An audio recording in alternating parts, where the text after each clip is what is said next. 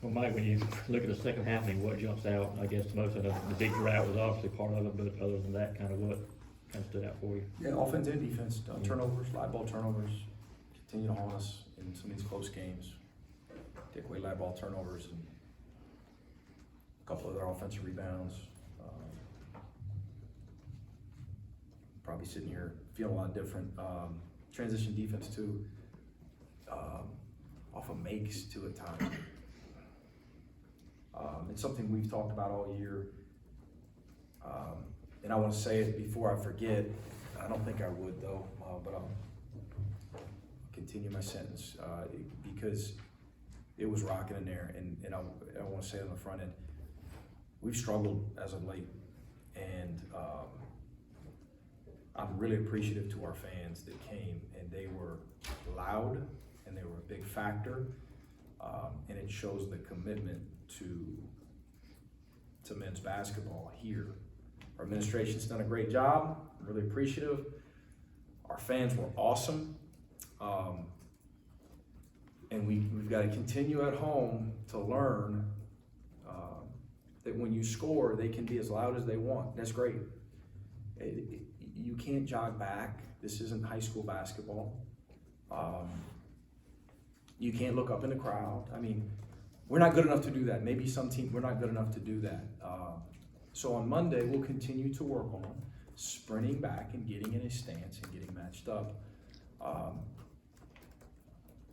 if we're going to be competitive on Wednesday. Yeah, Coach, I sense a little more frustration with you today, and maybe a little bit on the sideline during the game. There's just some things that seem to really aggravate you. I mean, obviously, it's late in the game here, and you've got a big ship you're trying to turn around. Yeah. What's your message going forward, and how do you feel about kind of what you've done to this point? We've got to guard a lot better. We've got to make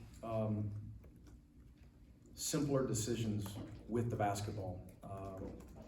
We just did some stuff tonight that you can say out of character, but when you're saying that as often as we're saying it, that you know, unfortunately, that's our character right now. That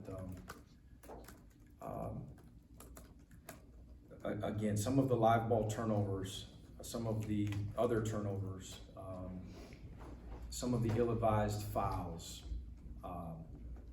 some of the just getting out of a stance and not understanding that a screen's coming and dying on a screen and giving up a big three. Those things add up, and you can't win in this league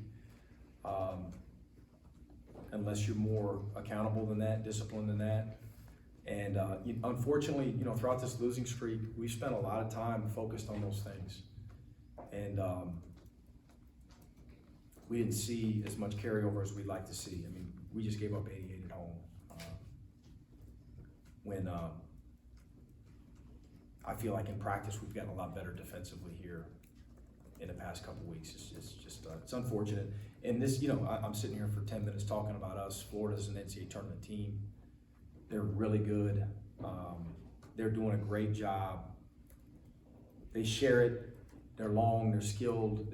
They're incredible on the offensive glass. They got stops and forced turnovers when they needed to. Coach, we talked a lot about turnovers.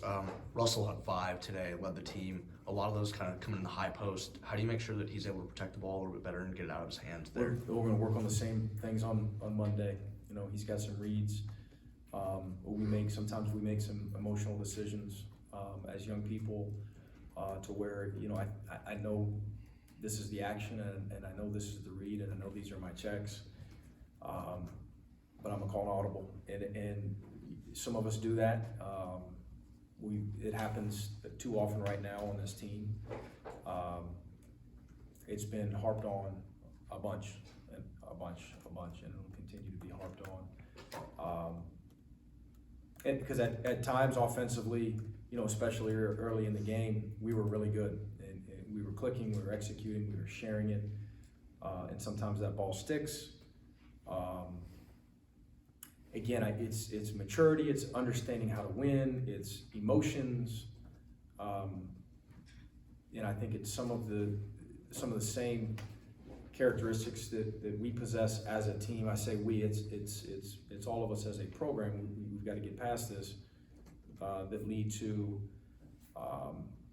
we had probably 5 or 6 fouls what are we doing here? You can't win big SEC games with some of the emotional decisions that we're making. Looked like you guys wanted to get Dylan in the game early. Did he get poked in the eye? He did, and other guys just got into a rhythm, and before you know it, he's been over there for a while, and probably should have called his number in the second half, in retrospect, but, yeah, he's practiced really well lately, and we'll continue to try to get him, experience. Coach, whether it was Silas or Noah or Justin, it seemed like in the first half, you guys kind of got what you wanted in the paint. You were able to get into your actions and kind of get down here with the basket.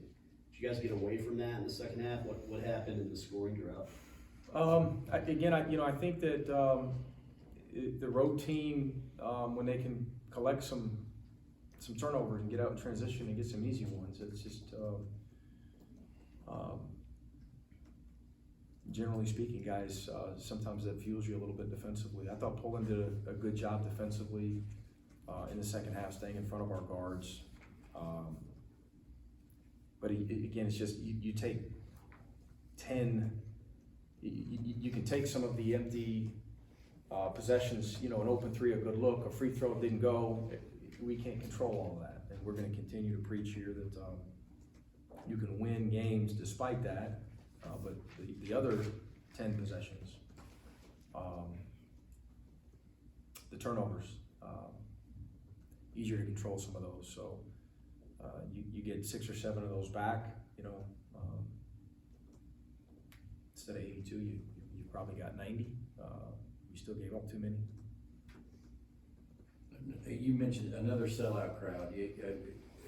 Are you confident about having everything you need here to get Georgia basketball on the championship front? Absolutely. Absolutely. We're going to get it done here, and